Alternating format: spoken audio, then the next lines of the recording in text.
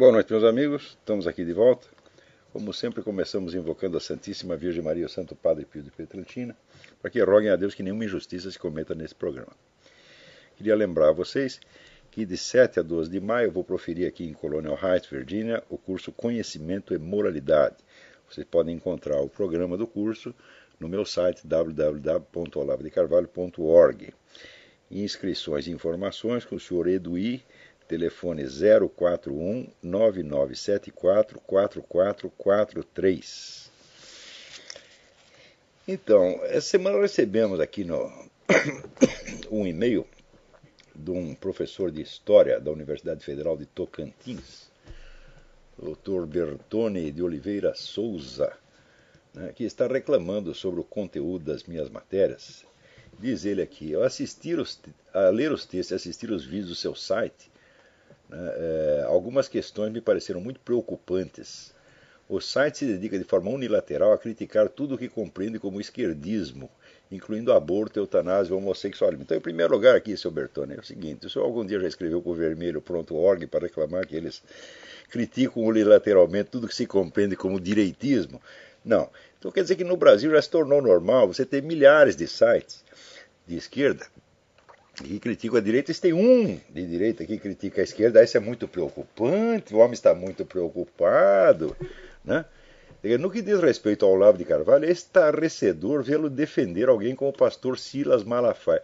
O que quer dizer o seguinte: o pastor Silas Malafaia só pode ser atacado, ele não pode ser defendido, né? Isso quer dizer que a imprensa inteira tem que ser unânime, descer o cacete unanimemente no sujeito, e ninguém pode dizer uma palavrinha a favor dele, mesmo em casos onde ele esteja manifestamente correto, como nesta acusação espúria e boboca, aliás, que um promotor fez a ele, de que, ao dizer que a Igreja Católica tinha que cair de pau naqueles que, vamos dizer, que fazem chacota do cristianismo, né?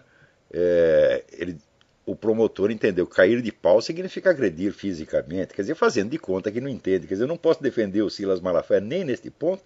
Isso não quer dizer que o Silas Malafaia esteja certo em tudo, ou que não mereça ser criticado sobre certos aspectos, mas toda pessoa que pode ser criticada publicamente também tem de poder ser defendido. Ou você não sabe disso?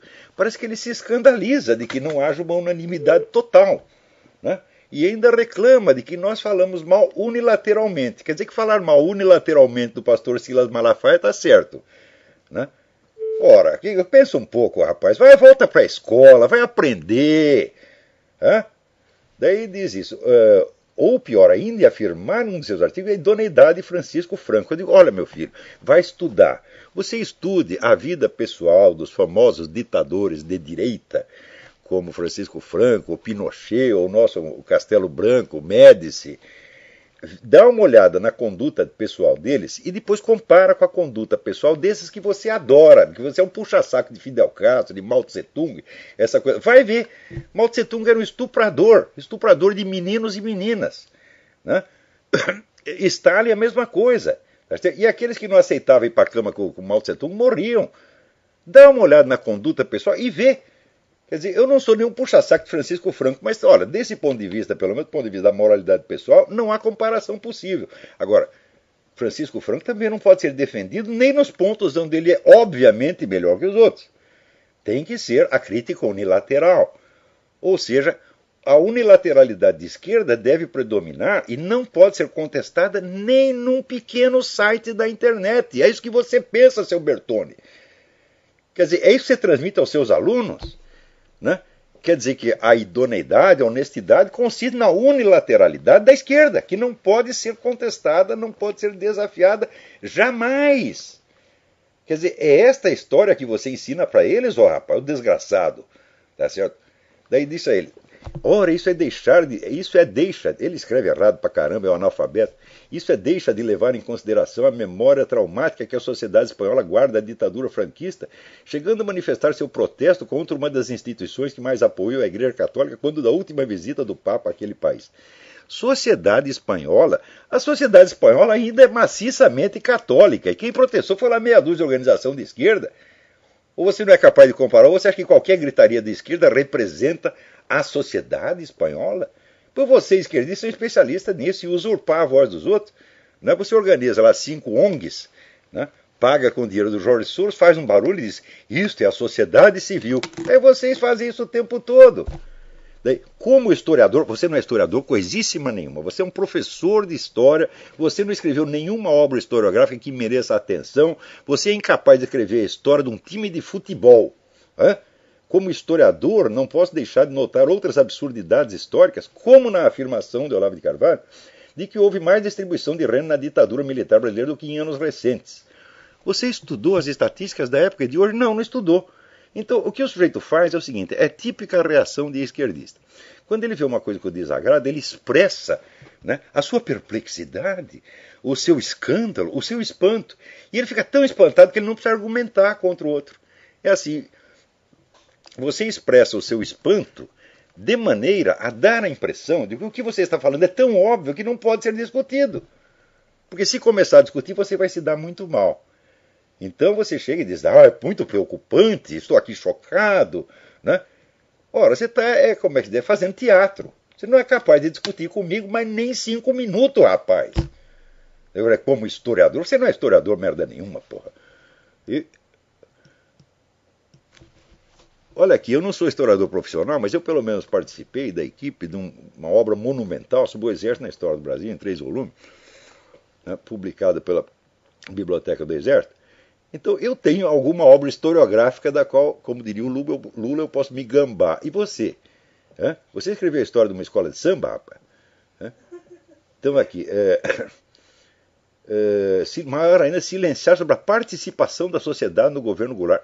Participação da sociedade no governo Goulart? Eu sei que a sociedade brasileira, esta assim, em peso, saiu às ruas na maior manifestação pública que já houve, para pedir a derrubada do governo Goulart e apoiar o golpe militar. Isso aconteceu, ou você não sabe, você não é capaz sequer de consultar a mídia da época, rapaz.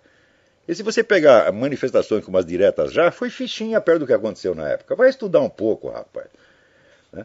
Em termos recentes, os colunistas, nas propostas de reforma agrária e educacional que foram podadas pelo golpe. Reforma educacional, olha, eu conheço, por exemplo, a história da Universidade de Brasília. E se não fosse depois entrar o professor Azevedo lá para botar ordem na putaria que os caras tinham arrumado, essa universidade já nem existiria mais. Os colunistas parecem ignorar completamente os efeitos da crise econômica nos países ricos, como o aumento do desemprego. Como? Nós falamos disso o tempo todo. Né? E a crise econômica foi causada por gente como você. Foi causada por esse pessoal que sobe no governo e quer legislar e controlar tudo. E criaram leis que forçavam os bancos a emprestar dinheiro a quem não podia pagar. E fizeram isso porque isto foi um plano esquerdista concebido por discípulos do Saul Alinsky já na década de 50, com a ideia de que se você forçasse, né, a Previdência Social e os bancos a conceder mais direitos do que estavam concedendo na época, haveria a destruição, quer dizer, a Previdência Social ia ruir, os bancos iam ruir, ia criar uma crise econômica. Essa crise foi inteirinha montada por gente de esquerda. Você nunca ouviu falar na estratégia Cloward Piven, você nunca leu isso aí, você não sabe nada a respeito, moleque. Moleque mesmo, menino analfabeto. E vem se meter com professor, que é isso? Ser professor da Universidade do Brasil não significa nada, porra. Né? O site silencia grosseiramente sobre os problemas da concentração de renda no capitalismo. Concentração de renda no capitalismo? Faz favor, porra. Concentração de renda existiu na União Soviética, existiu na China, porra. Na China tem até hoje, Quer dizer, porque o Partido Comunista concentra a renda na sua mão. Quer dizer, concentração de renda supõe que você tem uma autoridade, tá certo, que controla a economia. Tá certo? E daí, só quem tem acesso ao governo, só os amiguinhos do governo é que se beneficiam disso. E isso é exatamente o que vocês esquerdistas fazem, porra. Você pega o anuário da Heritage Foundation, que é o índice de liberdade econômica no mundo, e você vê, compare lá os números. São números oficiais da ONU e de outras instituições que mostram para você onde tem melhor distribuição de renda é nos países capitalistas, não nos socialistas. Nos socialistas não tem distribuição de renda nenhuma, tem trabalho escravo. Ou você não sabe disso? Agora ele fala isso como se fosse uma coisa que não precisa ser discutida, não precisa nem ser provada. É autoprobante. Né? Também é curioso que os artigos sobre a América Latina têm como preocupação central fazer apologia das ditaduras militares que graçaram no continente, minimizando o impacto sobre suas vítimas quando comparados ao stalinismo e ao maoísmo. Como minimizar? O impacto foi menor, foi incomparavelmente menor. Você não vai poder comparar um Pinochet, e muito menos o nosso ditador militar, ao Fidel Castro, tá certo? Ou a qualquer ditador de esquerda no mundo. Não é que nós estamos minimizando, nós estamos dando os números que estão registrados historicamente ou você não sabe. Você vai querer comparar lá as 3 mil vítimas do Chile, do governo Pinochet no Chile, com os 70 milhões da União Soviética, os 70 milhões da China, você vai querer comparar? Sou eu que estou minimizando? Quer dizer, eu que estou fazendo o número 3 mil ser menor do que 70 milhões? Ou você não aprendeu aritmética? Como minimizar? É questão de ter um pouco de senso das proporções, seu idiota, vagabundo, palpiteiro do caralho. Vai lá enganar seus alunos, a mim não. Em um dos seus programas, o Olavo fala da visão ideológica, que ele define como abordar um assunto defendendo apenas o lado que interessa à pessoa, chamando a atenção para os problemas advindos desse tipo de abordagem. Ao que eu pergunto, essa crítica não deveria ser aplicada ao próprio site, seus colunistas e a forma como as matérias são selecionadas e redigidas? Olha aqui, primeiro, o site foi feito para compensar a hegemonia esquerdista. Então nós não temos, vamos dizer, que dar aos esquerdistas, no nosso pequeno site, a chance que eles não nos dão na Folha de São Paulo, no Estadão, no Globo, em parte alguma. Então o que nós estamos tentando é criar, vamos dizer, pelo efeito de contraste, um mínimo de equilíbrio nessa discussão. Então, se todos os sites repartissem o seu espaço, né, dando espaço para todas as vozes, para todas as modalidades de pensamento ideológico, então sim, nós faríamos o mesmo, mas não tem sentido. Se o nosso site é feito justamente para formar um contraste e criar, vamos dizer, o mínimo de equilíbrio indispensável, o mínimo de confrontação indispensável, então é claro que a sua crítica não é procedente. Ademais, você está confundindo duas coisas. O pensamento ideológico não se define por defender um lado. Todo mundo defende um lado. Tá certo? Não é este o problema. O problema da abordagem ideológica é que ela proíbe, ela veta a possibilidade de você levantar outras perspectivas. Não necessariamente perspectivas que se opõem a ela politicamente. Porque o simples fato de você equacionar a questão nesse tema, não, tem aqui uma direita e tem aqui uma esquerda e tem que ter os dois lados. Isso aí, cientificamente, é bobagem. Quer dizer, a confrontação de ideologias opostas não tem nada a ver com a confrontação de várias hipóteses científicas. Ou você confunde as duas coisas. Você está confundindo, vamos dizer, a simples, vamos dizer, honestidade num debate político, que é dar voz, direito de voz a todas as facções, com a confrontação científica de hipóteses, que é do que eu estava falando. Mas esse indivíduo ele não imagina que isso possa existir. Ou seja, aonde você estudou história, moleque? Então tá aí.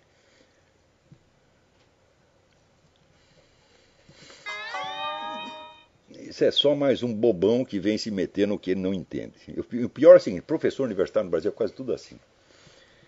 Enquanto isso, chega aqui a notícia de que o Barack Obama, que está louco para controlar a internet, seguindo, aliás, a orientação da ONU, é um plano que vem da ONU, quer dizer, trata-se de controle mundial da internet, e não só nos Estados Unidos, ele pegou este projeto da ONU e vai tentar impô-lo aqui nos Estados Unidos mediante decreto administrativo, ou seja, a coisa não vai passar pelo Congresso.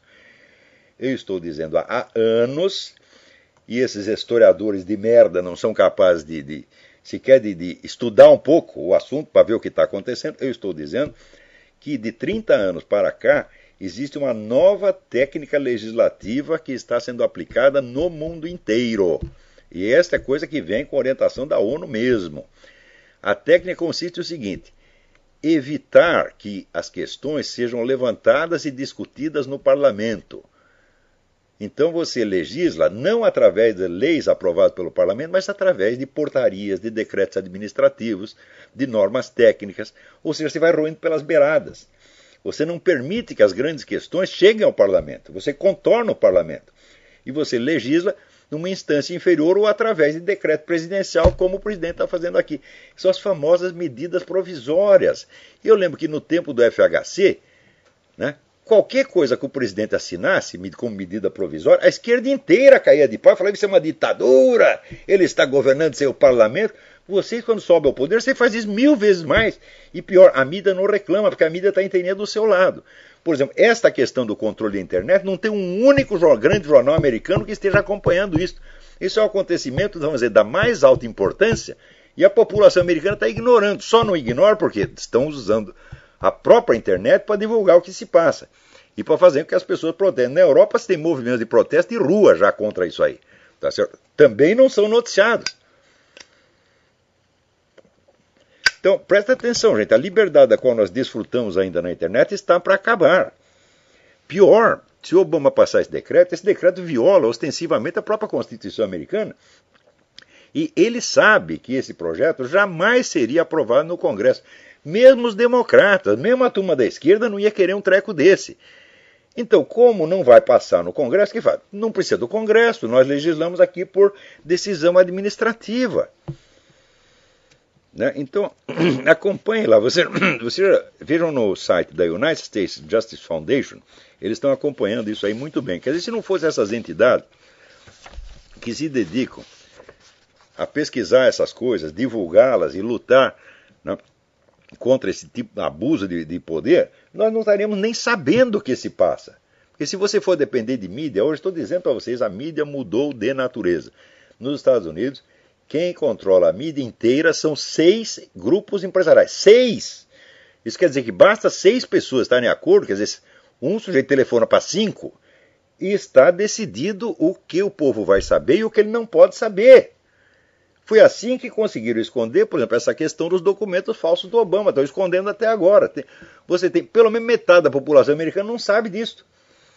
Então, pior, os que sabem através ou de um site, ou de uma associação, ou de um movimento político. Então, essas informações não adquirem fé pública, porque fé pública é só através, vamos dizer, dos meios de comunicação de massa que atingem toda a população ao mesmo tempo, de modo que todos fiquem sabendo a mesma coisa e cada um fique sabendo que os outros estão sabendo a mesma coisa. O que é a condição indispensável para um debate. Só existe debate quando todas as partes envolvidas dispõem das mesmas informações e estão conscientes de que o outro lado também tem acesso às mesmas informações e só que as interpreta diferentemente. Então você, partindo de uma base de fatos que é comum e que é publicamente conhecido, você arma o debate em cima. Sem isso não há debate. Então, como as informações fundamentais não aparecem na grande mídia, então elas não adquirem fé pública. São só grupos e pessoas que sabem daquilo. Então você não pode criar um debate público em torno daquilo. Você não pode discutir isso no New York Times, porque se você vai levantar essa questão no New York Times, você tem 2 anos de informação faltantes. E você não pode, no curso de um debate, mesmo que eles vão entrevistar aqui um fulano, e ele chega lá e ele fala deste projeto de controle da internet, por exemplo. Só que ele não pode, no espaço de uma entrevista de 20 minutos, dar todas as informações faltantes que deveriam ter saído ao longo de meses e meses. Então o sujeito entra no debate com total desvantagem. O outro lado está falando de coisas que todo mundo sabe, e, portanto, os argumentos dele adquirem aos ouvidos do público uma credibilidade imediata, baseada na fé pública das informações com as quais ele conta, as informações nas quais ele se respalda. E o outro lado não, ele teria que dar o argumento e mais as informações faltantes, tudo ao mesmo tempo. Eu mesmo já fiquei nessa situação. Por exemplo, quando eu digo aqui, né, olha, no tempo da ditadura, houve uma ascensão social maior do que nos últimos anos. Olha, eu digo isso porque eu estudei. Então eu tenho as informações e sei que a coisa foi assim. Só que é o seguinte, essas informações nunca apareceram na mídia. Ao passo que o oba-oba em torno do Fome Zero, etc., está na mídia o tempo todo. Então, se vai fazer um debate, eu vou debater com o seu Bertone. Embora o seu Bertone seja um analfabeto, ele entra no debate com uma vantagem. Os argumentos que ele diz se respaldam em informações que todo mundo tem. Ao passo que eu tenho que dar os meus argumentos e mais 2 ou 3 ou 10 anos de informações faltantes, no espaço de 10 ou 15 minutos. Então, a coisa é moldar. Quem controla o fluxo de informações, controla o fluxo dos debates também. E isso é justamente o que se chamou a técnica da espiral do silêncio. Quer dizer, você reduz uma facção, um partido, uma corrente, uma pessoa, tá certo? A um estado de mudez, porque ela não pode nem começar a se explicar. Porque todas as informações em que se basearia os argumentos dela estão faltantes. E não pode. Veja, um lado entra falando com base em informações que todo mundo já conhece, que está cansado de repetir e que toma como verdadeiras. O outro lado entra com informações novas que ele tem que comprimir em 10 minutos e que em 10 minutos não pode adquirir a credibilidade das informações que foram repetidas ao longo de meses. É? Então, aquilo que a gente fala soa estranho. E quando soa estranho, sempre aparece algum idiota de um Bertone ou outro para dizer, isso é chocante, isso é absurdo. Por quê? Porque ele raciocina baseado na mídia e não na informação especializada que ele, como historiador, teria obrigação de ter. Então, no Brasil, vamos dizer, um debate, não há diferença de debate popular e debate erudito, porque não tem erudito.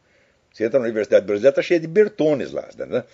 Então, Bertone, ele lê a Folha de São Paulo, ele ouve o Globo, ele acredita naquilo. E raciocina baseado naquilo. Por exemplo, quantas vezes vocês viram na TV brasileira documentários falando de atrocidades americanas no Iraque ou até no Vietnã, etc, etc.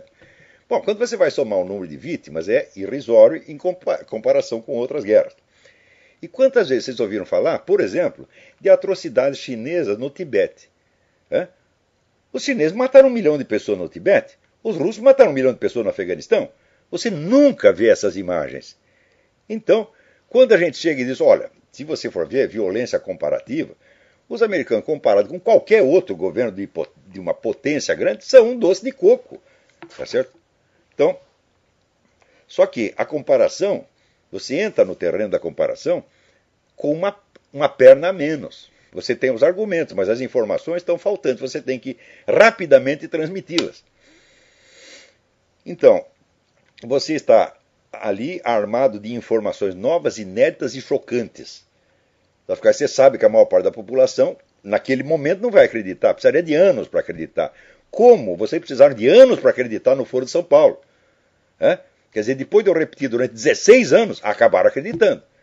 Só que quando acreditaram era tarde. O Foro de São Paulo já dominava metade da América Latina.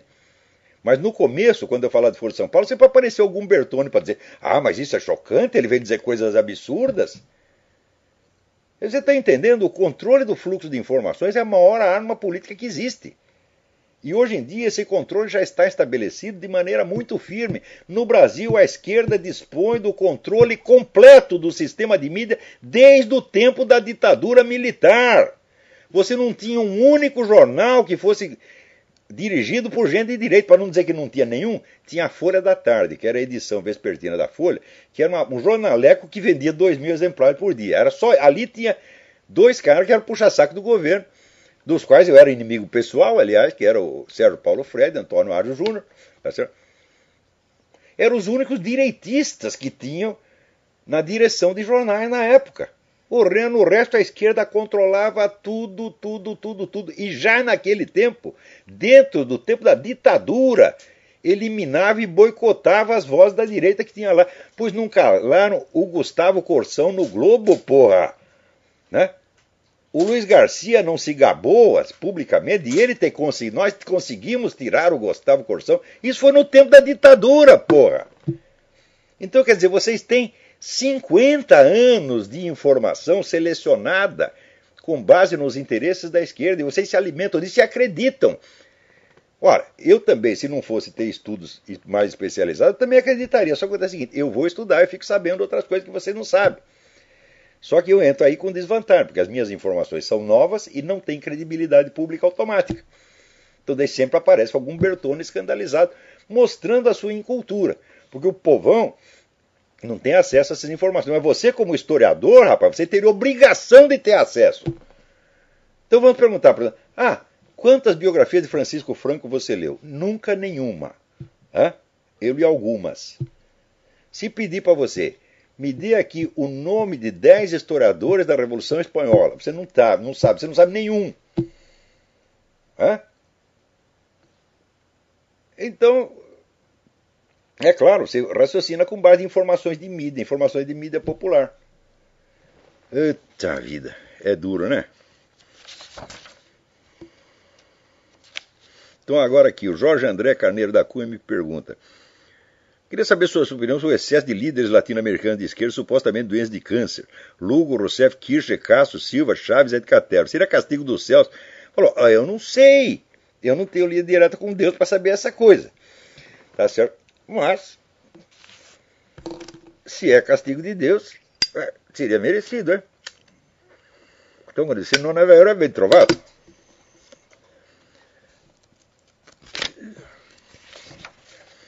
Então,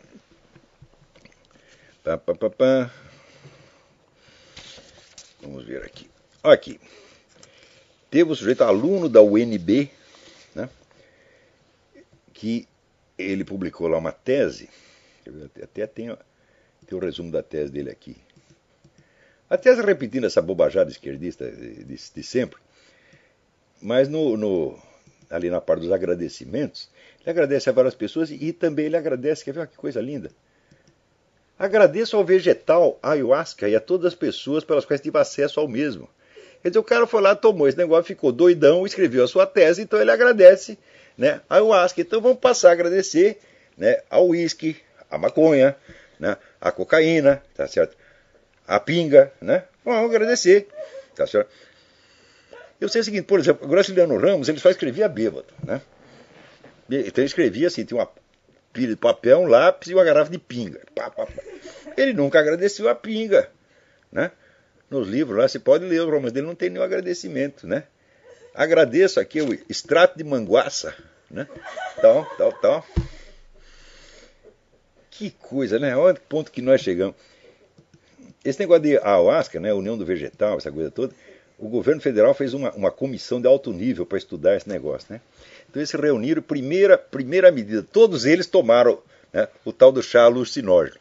Bom, daí ficaram tudo doidão e chegaram à conclusão de que aquilo era bom.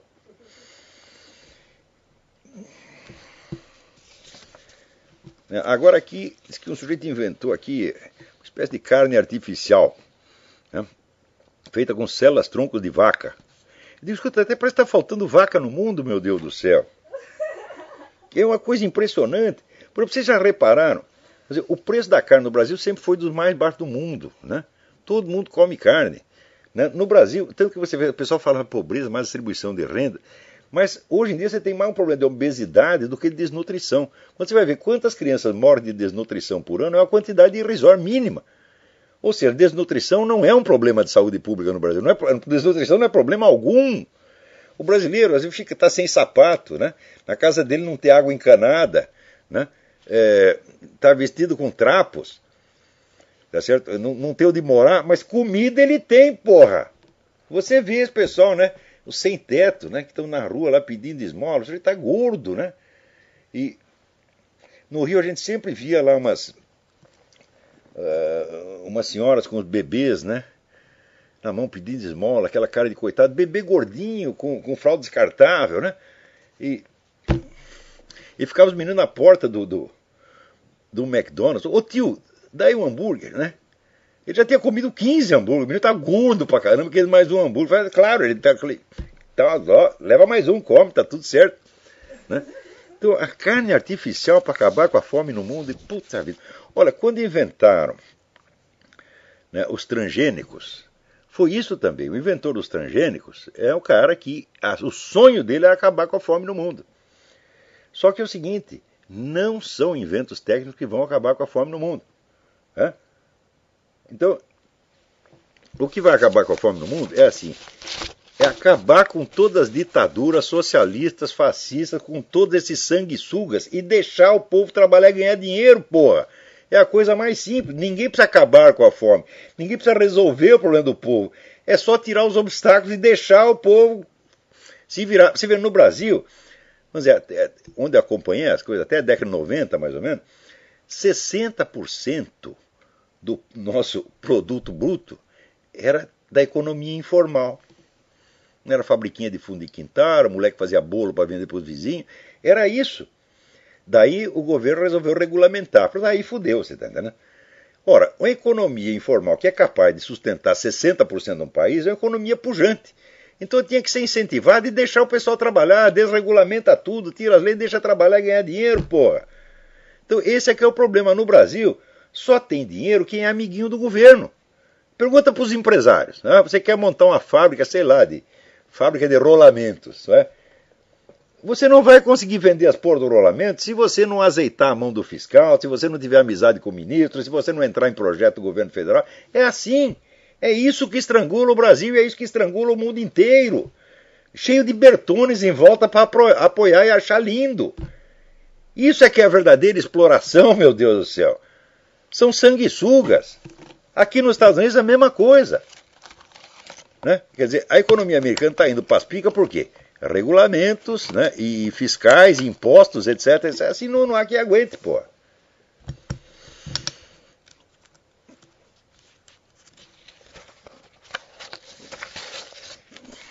Então aqui, você veja, saiu aí um manifesto dos militares, né? Reclamando, mostrando assim um desacordo, né? Veja que coisa, desacordo dos ministros militares em relação a certas declarações sobre o tempo do governo militar. Né? Ora, primeiro desacordo, manifestar desacordo não é assunto para manifesto. Um manifesto tem que ser uma atitude política, não apenas uma manifestação de desacordo. Desacordo é uma questão de opinião. Você tem a sua opinião, eu tenho a minha, eu não concordo com a sua. Isso aí você publica num jornal, dá uma entrevista, mas um manifesto tem que ser uma atitude política. Manifesto não é um artigo de jornal só para você dizer uma opinião. Ninguém faz um manifesto só para dizer uma opinião. Você tem que fazer um manifesto exigindo a retirada da ministra. Hein? Outra coisa, esse negócio de mentir, por exemplo, esse pessoal que mente sobre o Fome Zero, né? Mostrando uma situação econômica melhor do que ela está e omitindo a comparação com os progressos obtidos no tempo do regime militar. Esse pessoal já passou do ponto de a gente manifestar desacordo. Esse pessoal tinha que ser processado. Porque tudo isso aí é propaganda enganosa. Não é uma questão de opinião. Eles estão estão espalhando essas mentiras para obter vantagem política. Ora, se você mente para obter vantagem, você está cometendo um estelionato, meu Deus do céu. Você tem que ser processado. Do mesmo modo, como aqueles que mentiram contra a ditadura militar. Claro, a ditadura militar cometeu crimes, mas para cada 100 crimes que se atribui a ela, ela cometeu 3. Os outros foram inventados. Por exemplo, você me mostra alguma vítima de tortura que tenha mostrado lá, exibido um exame de corpo de delito. Nenhuma. É tudo assim. Um suposto torturado diz que viu o outro ser torturado. E o outro diz que o um foi torturado. É sempre assim. Um depõe em favor do outro depõe em favor do um. Isso é mais do que suficiente. Tá certo? Então, na verdade, não há provas da maioria desses crimes que se imputam ao governo militar. No entanto, eles são divulgados sem possibilidade de contestação, sem nenhuma discussão. Às vezes a única contestação que vem é a contestação interna, quer dizer, a coisa é tão absurda em si que ela mesmo prova que está mentindo. Isso eu mesmo já escrevi vários artigos com exemplos disso aí, casos como aquele sujeito que disse, um soldado que diz, o meu comandante me mandou, né, queimar um monte de documentos comprometedores da ditadura, etc. E eu, como não tive tempo de queimá-los, eu os enterrei. Então, claro que é uma denúncia que se autodesmente, porque você... Quanto tempo leva para você acender um fósforo? Quanto tempo leva para você fazer um buraco de 3 metros? Né? Quer dizer, como ele não teve tempo de acender um fósforo, tive que fazer um buraco. Então é claro que o sujeito está mentindo. Aquele famoso caso do Caco Barcelos, que eu denunciei na Globo, no jornal, artigo da Globo, o cara estava evidentemente mentindo, inventou tudo aquilo. O que acontece? Existe, vamos dizer, uma consciência de idoneidade jornalística que julga o cara por isso? Não, ao contrário, deram 2 prêmios jornalísticos para o cara por causa de reportagem mentirosa. Obviamente mentirosa. Pior, o pessoal que deu o prêmio para ele não quer saber se aquilo é verdade ou não. É conveniente para eles, é conveniente para a esquerda, então pronto. O cara está premiado. Isso é o que se entende como jornalismo do Brasil hoje. Agora, no meio disso, a gente cria um mídia sem máscara para compensar um pouco, né, esse desequilíbrio monstruoso, essa parcialidade monstruosa, e vem aí um Bertone ou outro palhaço qualquer, né, dizendo, vocês são muito unilaterais. É claro que somos unilaterais, porque o outro lado também é unilateral, só que é o seguinte, ele domina todos os espaços. Então nós temos que aproveitar o espacinho que nós temos para tentar equilibrar, introduzir um mínimo de equilíbrio. Tá certo? Agora, saiu aí na agência JB, está aqui, um artigo do Ives Gandra muito bom sobre o crescimento da cristofobia. Tá certo? Ele mostra que esse negócio de perseguição a cristão no mundo já está alcançando proporções alarmantes. Pior é o seguinte, é que existem dois tipos de perseguição. No mundo islâmico e comunista, você tem a perseguição física, você tem a matança direta. Mata, prende, né? Expulsa. E no Ocidente, você tem o cerco legislativo cada vez mais engenhoso, cada vez mais astucioso, porque eles sabem que eles não podem entrar, vamos dizer, num ataque direto, não pode proibir a religião, como se fez na União Soviética, né? Porque vai ter uma reação popular muito grande. Então o que você faz? Você cria pequenas legislações e pequenos regulamentos que vão pouco a pouco tornando impossível o culto religioso. Leis que obrigam o indivíduo, o crente, a agir contra a sua religião. Por exemplo, está lá a instituição católica, agora a instituição católica é obrigada a distribuir camisinha e anticoncepcional. E é obrigada a indicar clínicas de aborto. Então você impõe ao indivíduo o dever de violar a sua consciência religiosa. Se ele não violar a consciência religiosa, ele vai para a cana. É uma técnica que já foi usada no tempo da Revolução Francesa, em que eles fizeram um juramento, quer dizer, obrigava o clero a jurar fidelidade a um governo que era antirreligioso, anticristão. E quem não jurava fidelidade era expulso do próprio clero. Por quê? O governo assumiu o controle do clero, de maneira que os padres, todo o dinheiro que eles recebiam para o seu sustento, vinha do governo e não da igreja. O governo tomou todos os bens da igreja, a partir daí ele pagava um salário para os padres. Então, padre virou emprego público. Então é o seguinte, agora ou você jura fidelidade ao governo, ou nós te tiramos do clero. Então, não era uma perseguição em massa, era uma perseguição um por um, que isolava as pessoas, tá certo? E as deixava indefesas contra o governo. Exatamente a técnica que estão usando agora, e estão usando em toda parte. Isso quer dizer, vamos falar o português claro, existe no mundo, em plena execução, um processo de extinção da religião, especificamente da católica. Não dá para esconder mais. É uma coisa uniforme em todo mundo, as técnicas são as mesmas e a possibilidade de isso ser coincidência é zero. Tá certo? Vocês leiam no livro do Lee Penn, False Dawn, que eu já mencionei aqui, tem toda a documentação do projeto de implantação de uma religião biônica mundial. Esse projeto está em plena fase de implementação. E toda essa gente, Dilma Rousseff, Gilberto Carvalho, está tudo trabalhando para isso. Não se iludam. Agora, outro dia veio aquele senador evangélico, Magno Malta, né? Fez um belo discurso contra os abortistas e gaysistas do governo, dizendo que eles estão impondo o império gay a toda a nação, contra a opinião da maioria. É verdade.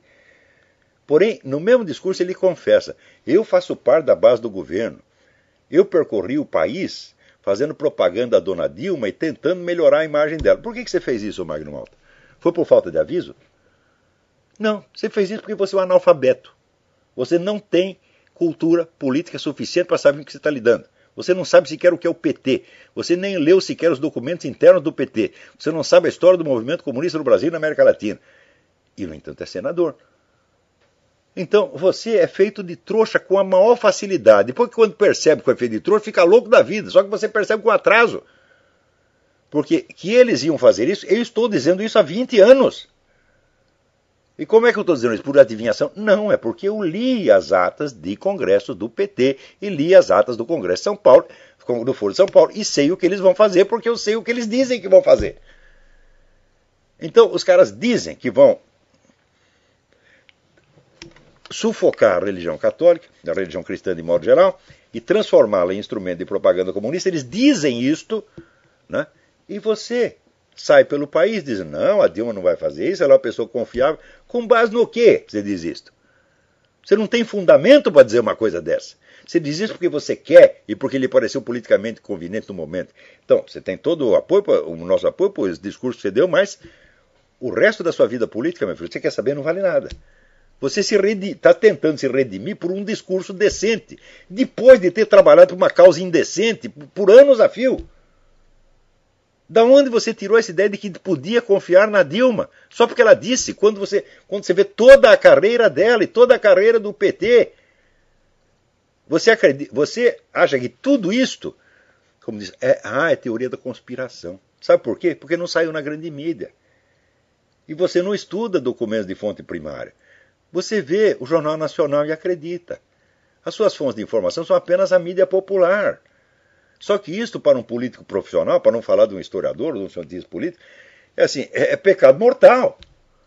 Você tem que raciocinar com elementos científicos, meu filho. Ou seja, baseado em documentos de fonte primária. Dos documentos internos. E pior ainda, você não pode entrar num confronto ou até numa colaboração com um partido nitidamente comunista sem você ter estudado o comunismo, meu Deus do céu. Então, vou fazer aqui, o seu senador Magnota, vou passar uma sabatina de marxismo em você. Sabe, teoria e estratégia do marxismo. Você não sabe nada disso. Só que é o seguinte, eu estudo a coisa há 40 anos.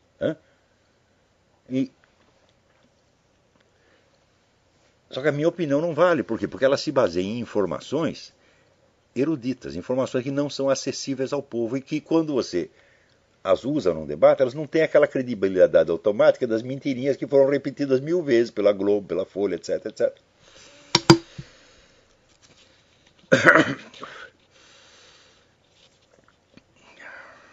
Olha aqui. Meu Deus do céu, na Inglaterra, clínicas particulares acertam fazer abortos em mulheres que simplesmente não querem ter o bebê de determinado sexo. Ela quer menina? É menino, então pode abortar. Ela quer menino, pode abortar se for menina. A prática é ilegal, mas está crescendo na Inglaterra e ninguém faz nada. Quer dizer, o governo não quer fazer nada contra. Por quê? Porque faz parte do plano da ONU universalizar a prática do aborto. Assim como universalizar o casamento gay, etc, etc. Olha, no Brasil até aqui, querem fazer a Comissão de Reforma do Código Penal, quer descriminalizar o aborto realizado até a 12ª semana de gravidez, quando o médico considera que a mulher não apresenta condições psicológicas de arcar com a maternidade. Ora, mas esse é o julgamento mais subjetivo do mundo. A mulher pode até ter uma crise psicológica durante a gravidez e depois ficar boa. Isso acontece muito, a mulher está em crise psicológica. Eu já vi isso com parenta minha. A mulher durante a gravidez, desesperada, querendo abortar, depois que nasceu o menino, ficou tudo maravilhoso. Eu tinha uma aluna que descobriu que o namorado era viado. E falou, e agora o que eu faço? Vou me matar, vou abortar. Eu falei, não, ela é viada, eu tenho... O namorado dele falou, ótimo, você pague 1 e leve 2. Que está reclamando do quê? Tá certo? Levei o negócio pro lado da piada e desconversei e no fim convenci a menina que ela não devia abortar. O garoto hoje tem 23 anos, a mãe está felicíssima. Você está entendendo? Ou seja, a gaysice do marido, do namorado, isso não é pretexto para abortar, meu Deus do céu.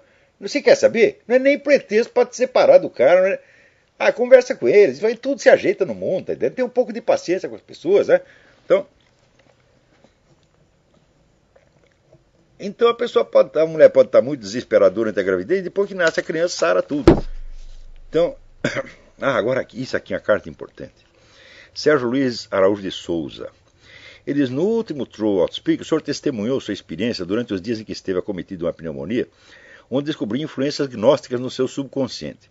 Logo que acabei de escutar o programa, meu filho começou a ficar febril e nos cuidados que tive com ele, tive a oportunidade de tentar fazer o mesmo exercício de meditação sugerido pelo senhor. E para minha surpresa, eu que não havia levado muito a sério a experiência, comecei a descobrir as tais nefastas influências gnósticas também no fundo da minha mente. Foi algo aterrorizante para mim, que me achava tão santinho. Minha questão é a seguinte, além da sinceridade para com Deus e para comigo mesmo, expondo toda a sujeira interior na presença de Deus, há um caminho para se livrar disso. Não há um caminho, isso tem uma técnica. Você veja, se você fosse um cidadão vivendo ali, digamos, na Idade Média, então você está numa civilização cristã e você recebe informações cristãs tudo quanto é lado. Então você só ia virar agnóstico se você tivesse uma convicção pessoal daquilo. Quer dizer, você encontrou um mestre gnóstico, ele discutiu com você e conseguiu te convencer de que ele estava certo, você estava errado. Então daí você adere à seita agnóstica. Mas hoje em dia não, meu filho. Nós estamos numa cultura agnóstica. Ou seja, você recebe a influência gnóstica de tudo quanto é lado. E ela vem sob vários formatos, porque a gnose não é um corpo de doutrina coerente. A gnose é uma atitude humana, é como se fosse um sentimento humano que se expõe de 1000 maneiras diferentes. Por exemplo, você tem seitas gnósticas que pregavam absoluta castidade, quer dizer, você não podia ter sexo nem mesmo para procriar, tá entendendo? E tem outras que, ao contrário, pregavam a total liberdade sexual, a gandaia organizada, não é isso?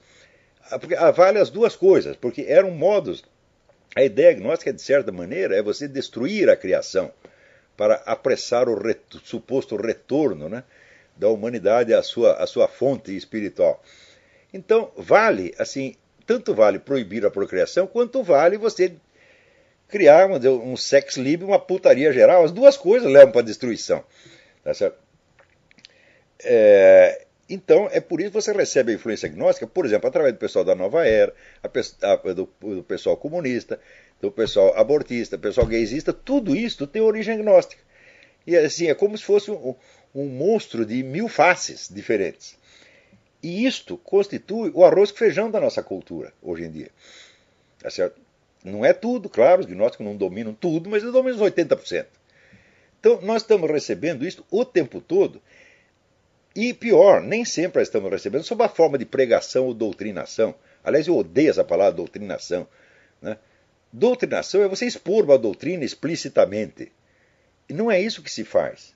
Né? Coloca-se mensagem, ou gnóstica, ou comunista, ou ateísta, etc., etc., sob forma simbólica, em filmes, em novelas de televisão, em músicas. Tá certo? Na própria arquitetura se passa esta mensagem, a arquitetura da Bauhaus, e depois o pessoal do Le Corbusier, com o negócio da máquina de morar, tudo isso aí, você cria um ambiente físico para induzir as pessoas a certas atitudes.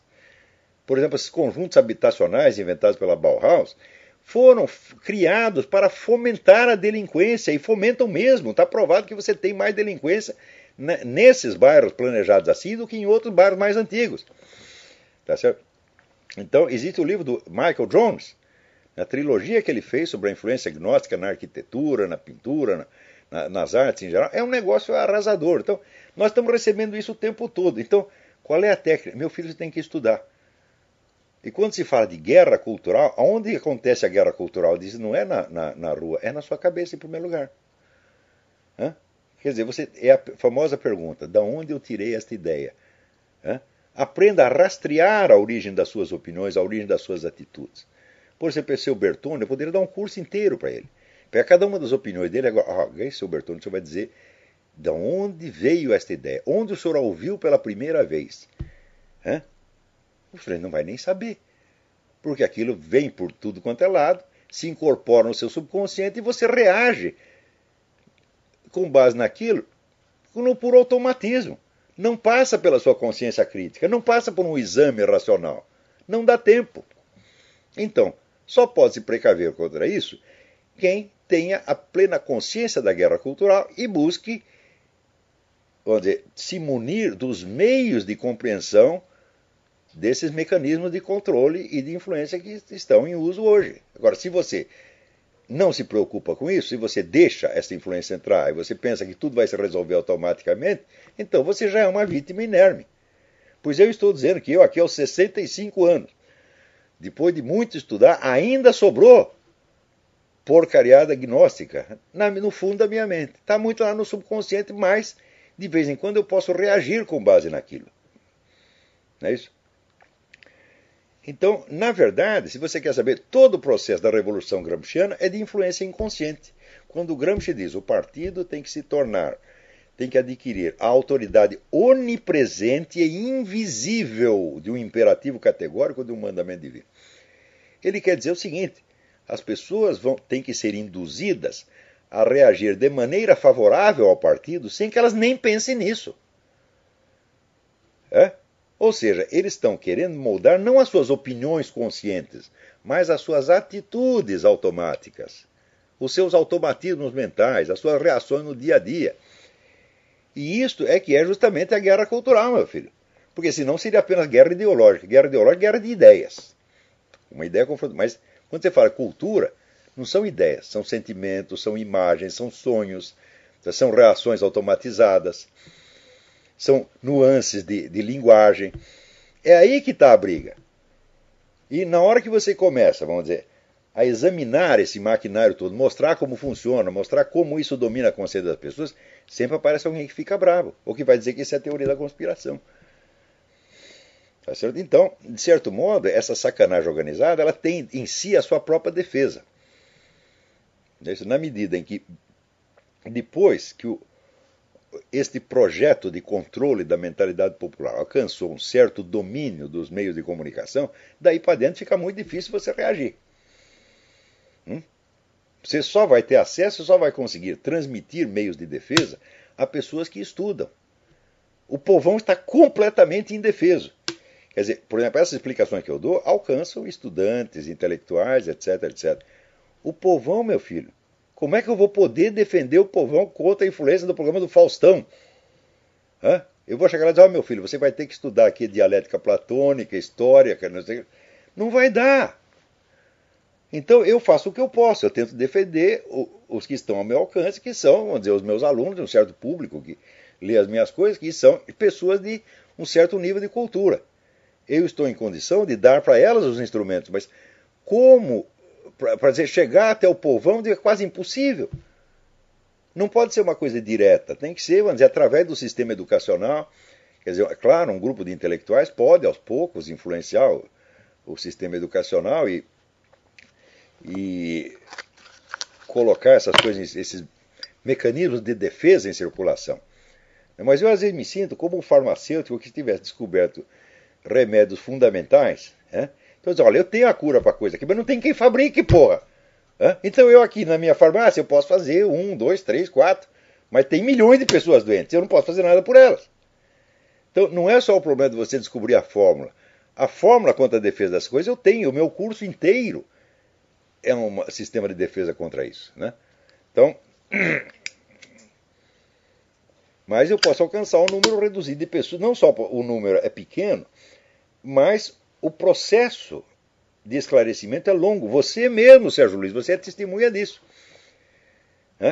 Você viu que você começou a examinar e você viu que tinha lá no fundo das suas ideias, das suas emoções, um monte de reações gnósticas perfeitamente inconscientes, mas que estão lá e que têm efeito sobre a sua conduta. Então, você veja, quantos anos essa porcariada levou para entrar na sua cabeça sem que você percebesse, sem que você parasse para prestar atenção.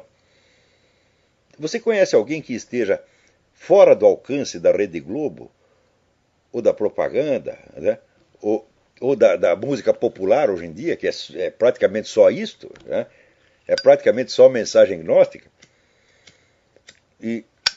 Então, ninguém está imune contra isso. Como não está imune, estamos todos, como diz, quem sai na chuva para se molhar, então nós já todos estamos molhados, pô. Então é isto. Tem outra questão aqui. Outra questão é sobre Otávio de Faria, Lúcio Cardoso e Cornélio Pena, escritores homossexuais e católicos, citados pelo senhor em artigo recente. É interessante que eles tenham sido relegados ao anonimato por serem católicos e nunca por serem homossexuais, enquanto romancistas sociais regionalistas foram elevados à posição de gênios. É o Brasil marxista e anticatólico. Mas estou falando, a cultura brasileira, nos últimos 50, 60 anos, é maciçamente de esquerda e é uma cultura da barbárie. Você, a partir da hora que essa esquerda se tornou dominante, acabou a cultura brasileira. A cultura sempre progrediu, não importando quem estivesse no poder. Porque nenhum governo foi canalha e filha da puta o suficiente para querer transformar toda a cultura em instrumento da sua promoção. Você vê que no tempo do Getúlio Vargas, que foi a ditadura que mais durou no nosso país, tá certo? Getúlio Vargas, quando soube, por exemplo, que Graciliano Ramos, que era um escritor comunista, estava na cadeia, ele mandou soltar imediatamente. Ou seja, ele, por ser um homem que tinha amor à alta cultura, ele protegia os escritores, mesmo quando eram inimigos do regime. Em Portugal, o Salazar, perguntaram para Eduardo Aquilino Ribeiro, ele falou, é um inimigo do regime, mas é um grande escritor português, é alguém que muito nos honra. Então, você é capaz de conceber o Fidel Castro fazendo isso? Por exemplo, falar do Armando Valladares, é um inimigo do regime, mas é um grande escritor, um grande homem? Nunca vai fazer uma coisa dessa. Então, esta é a diferença, está entendendo? Então, você vê, durante a nossa ditadura, os escritores esquerdistas ganhavam prêmios, escreviam na mídia, eram entrevistados, eram badalados, como sempre. Você vai ter um livro do Nelson Werneck Sodré que vai falar da perseguição do governo militar aos intelectuais. E ele dá com a língua nos dentes. E ele fala, naquele ano, então eu fui eleito para a Academia Brasileira de História Militar, recebi o prêmio do não sei o quê, saiu a 12ª edição do meu livro, fui elogiado não sei aonde. Então, o cara não vê, é isso que eu chamo paralaxe cognitiva. Quer dizer, a vida dele está comprovando que as coisas se passam ao contrário do que ele disse. Mas ele não é capaz de raciocinar desde a experiência real. É tudo com base, vamos dizer, em conceitos abstratos que viraram fetiches mentais. Então, aí, Sérgio Luiz, parabéns por você ter feito essa experiência, por ter tido essa coragem, porque precisa muita coragem para fazer isso, porque isso é uma decepção com a gente mesmo.